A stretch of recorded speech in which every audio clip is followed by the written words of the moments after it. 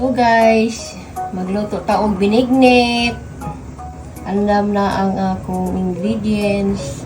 Na ko'y kamuti. Tapos napukoy sago. Mao ni siya. Nagpakulo na lang ko og tubig para mahimo ni siyang sago jud. So nibuka na siya, ato na siyang ilunod. So di ara guys, ilunod na natin. So, unya na lang guys, ini kaluto. Ako ipakita sa inyo kung unsay itsura ini kaluto ani. Okay? So guys, na ako saging. May saging ako guys. Ito yung babalatan ko mamaya para idagdag sa ingredients ng binignit ko. Nasa binignit. So, ako ipakita sa inyo, ini dahil akong luto, ini kong magluto sa sago. And napod ko'y langka. Langka. Kompleto na ricados. Pasensya na mo sa kong itlog. Okay guys. Guys, nibuka na siya guys. So, unya na lang guys ha. Continue na to unya ang video guys. Okay. Unya pa rin ko'y gata guys. Ayan o. Ito pala yung gata kong gagamitin. Bali, 3 lata siya.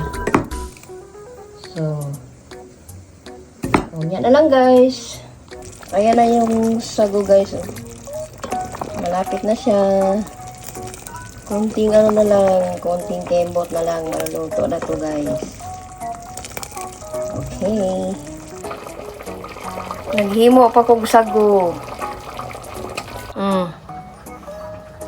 Ano akong mga ingredients. Ayan, luto na yung sago. Pwede na siya guys. So, magluto na tayo ng binignit. Ito yung binignit ko. So, mamaya ipapakita ko sa inyo ang finished product or finished binignit. Okay? So, ito na yung binignit natin. Ayan. Binignit sa Tagalog, bilo-bilo. Iba lang yung binignit sa amin. Walang tawag doon. Yung bilog na puti. Yung tawag doon. Sa amin, ganito lang kasimple ang binignit sa amin. May langka, saging, kamote. Wala lang yung landang. Yung sa Cebu, landang ang tawag dun.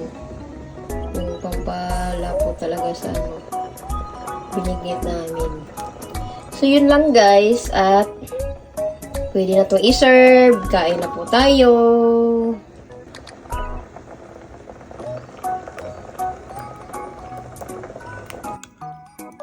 Wow!